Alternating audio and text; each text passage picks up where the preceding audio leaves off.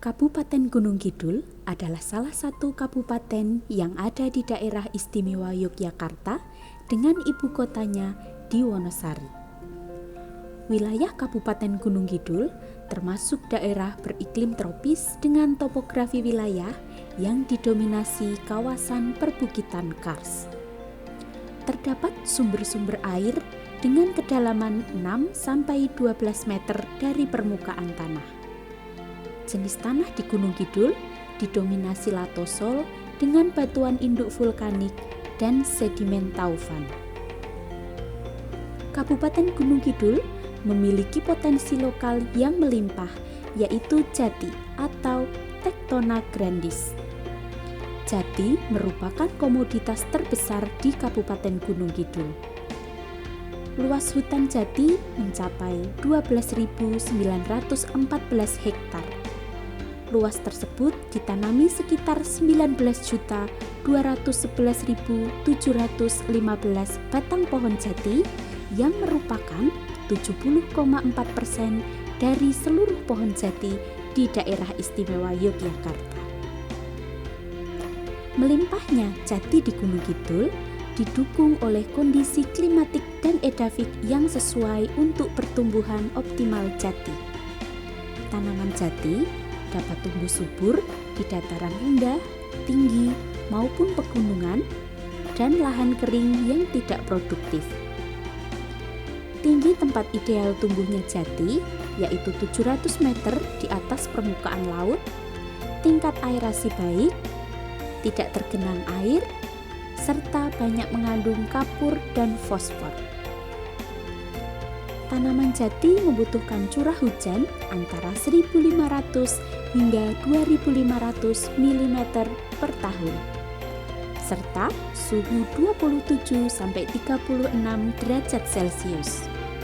Kondisi tersebut sesuai dengan karakteristik wilayah di Gunung Kidul yang didominasi pegunungan kars, memiliki ketinggian 300-700 meter di atas permukaan laut, dengan rata-rata curah hujan 1954,43 mm per tahun dan suhu rata-rata harian 27,7 derajat Celcius. Di Gunung Kidul, istilah jati alam sudah dikenal oleh masyarakat sejak lama. Mereka memanfaatkan kayu jati terutama untuk membuat rumah joglo dan furniture. Daunnya yang merupakan habitat belalang dan kepompong sering dimanfaatkan untuk pembungkus makanan, keripik daun jati, atau diproses menjadi pupuk kompos. Namun, jika dilihat dari pemanfaatannya, limbah daun jati yang gugur tidak terberdayakan secara optimal. Sementara itu, pada musim kemarau, jati akan menggugurkan daunnya yang lebar untuk mengurangi penguapan. Hal ini merupakan bentuk adaptasi pohon jati untuk tetap bertahan di tanah yang kering. Akibatnya, setiap lahan jati di Gunung Kidul akan dipenuhi sampah daun Tectona grandis ini. Daun jati merupakan salah satu jenis biomasa yang dapat dimanfaatkan sebagai bahan bakar. Namun, dedaunan seperti daun jati ini memiliki daya tahan bakar yang amat singkat, sehingga harus dikonversi menjadi bahan dengan waktu bakar yang lebih lama. Oleh karena itu, dapat dilakukan pembriketan. Pembuatan briket ini merupakan hasil penelitian dari Universitas Negeri Yogyakarta yang bekerja sama dengan Kelurahan Lipar, Kabupaten Gunung Kidul. Hasil riset ini didiseminasikan dalam bentuk pengabdian kepada masyarakat. Tim pengabdian terdiri dari dosen dan mahasiswa lintas disiplin ilmu, yaitu Dr. Apri Nuryanto, SPD, ST, MT, dari jurusan Pendidikan Teknik Mesin sebagai ketua, dan anggota Bayu Rahmat Setiadi, SPD, MPD, dari jurusan Pendidikan Teknik Mesin, Kintan Limiansi SPD, MPD dari jurusan Pendidikan Biologi. Nita Kusumawardani, SE MSI dari jurusan Pendidikan Ekonomi. Briket merupakan padatan yang terbuat dari bahan lunak yang dikeraskan dan kemudian digunakan sebagai bahan penghasil kalor. Produk energi alternatif briket dapat memanfaatkan limbah daun sebagai komponen utamanya. Kriteria yang harus dimiliki adalah adanya kandungan selulosa pada daun tersebut. Semua bahan yang mengandung lignin dan selulosa dapat didesifikasi atau dipres. Briket biasanya digunakan untuk melakukan proses pembakaran.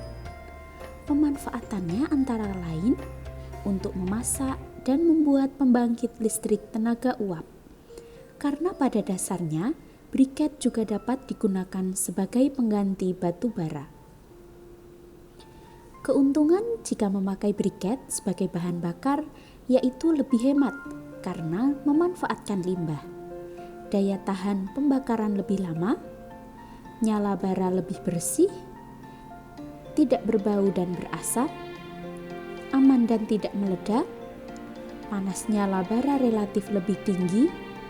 Jika digunakan untuk memasak, rasa, bau, dan aroma makanan tidak berubah, non-toksik atau tidak beracun, serta tidak meninggalkan noda hitam di perabot maupun ruangan dapur. Sebelum proses pembuatan briket, terlebih dahulu mempersiapkan alat dan bahan. Alat dan bahan dapat diperoleh dari sumber sekitar yang sederhana. Ada persiapan alat yang dibutuhkan antara lain: 1. Drum atau tong. Drum atau tong ini berfungsi untuk proses karbonisasi atau pengarangan dari limbah daun Tectona grandis yang sudah kering. Yang kedua, blender. Blender atau mixer digunakan untuk menghaluskan arang setelah proses karbonasi dilakukan. Selain blender, dapat juga menggunakan cobek atau ulekan dari bahan batu. Memang sedikit ada kelemahan dari segi hasil yang kurang halus dan banyak sisa-sisa arang yang menempel pada cobek dan ulekan. Ketiga, penyaring. Penyaring digunakan untuk menyaring setelah proses penghalusan dilakukan. Hasil yang baik untuk briket adalah arang-arang yang halus yang telah disaring melalui penyaringan. 4. Wadah berupa baskom, loyang, atau tempat yang dapat digunakan untuk menampung hasil karbonisasi, pengayakan, dan pencampuran bahan pengikat. Wadah dipastikan bersih, tidak bocor, tidak basah, dan tidak tercampur dengan material lain. 5. Pencetak briket. Pencetak briket dapat menggunakan pipa ukuran 1-2 atau sesuai kebutuhan dan penekan atau pendorong agar briket yang didapatkan dapat lepas. Beralih ke bahan pembuatan briket. Bahan-bahan pembuatan briket antara lain sebagai berikut. 1. Limbah daun Tectona grandis yang sudah dikeringkan. Limbah daun Tectona grandis yang dijumpai di sekitar pohon jati sangat banyak jumlahnya. Hal ini dikarenakan daunnya mudah sekali gugur dan kering. Indikasi kalor yang tinggi mempercepat proses pengeringan daun yang gugur tersebut. 2. Tepung kanji. Tepung kanji digunakan untuk proses pengeleman atau pengikatan adonan arang yang telah difilter. 3. Bahan bakar sebagai pemantik. Bahan bakar dapat menggunakan korek api dan diperkuat minyak tanah jika ada. Pada dasarnya, kalori yang tinggi pada limbah daun Tectona grandis dapat mempermudah proses pengarangan, sehingga penambahan bahan bakar dapat menjadi alternatif. Proses karbonisasi atau pengarangan merupakan tahap mengubah limbah daun Tectona grandis menjadi arang. Proses ini dimulai dengan memasukkan sejumlah limbah daun Tectona grandis ke dalam drum atau tong. Untuk membuat nyala api yang mudah, perlu dilakukan pembakaran bertahap. Dimulai dengan membuat api pada bagian dasar drum, kemudian memberikan sedikit demi sedikit daun-daun Tectona grandis yang telah kering. Dapat juga menggunakan penambahan bahan bakar minyak seperti minyak tanah untuk membuat nyala api. Setelah kapasitas drum terpenuhi, tutup rapat drum tersebut dan dipastikan tidak ada asap yang keluar.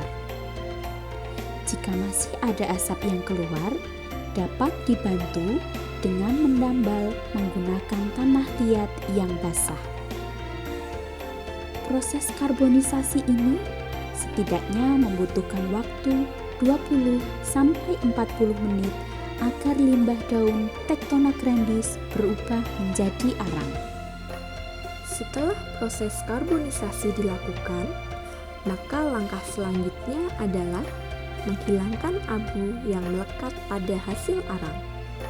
Abu-abu yang menempel di arang dapat dihilangkan dengan cara diayak menggunakan penyaring.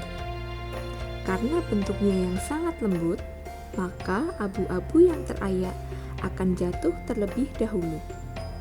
Abu yang dipisahkan tersebut dapat dibuang atau dimanfaatkan pada fungsi lain. Sedangkan arang yang tidak terayak tersebut dimasukkan ke dalam blender atau mixer. Selain menggunakan blender atau mixer, dapat juga ditumbuk dengan menggunakan cobek atau ulekan dari bahan batu. Dalam tutorial ini, efektivitas dan efisien proses penghalusan dapat menggunakan blender atau mixer. Masukkan arang-arang yang masih kasar ke dalam tabung blender atau mixer dengan batas maksimal mengikuti kapasitas blender. Hasil blender yang halus selanjutnya ditampung dalam wadah yang bersih. Proses pengepresan briket merupakan hal yang penting dalam pembuatan briket. Karena kepadatan briket dapat mempengaruhi kualitas briket. Semakin padat briket, maka kualitas briket tersebut semakin baik. Proses pengepresan briket diawali dengan memasukkan bahan baku yang sudah tercampur ke dalam cetakan yang memiliki diameter 5 cm. Setelah bahan dimasukkan, maka pengepresan dapat dimulai dengan cara menekan bagian bahan baku dengan tekanan 5 Newton per cm. Setelah proses pengepresan, maka akan terbentuk briket dengan cetakan berdiameter 5 cm.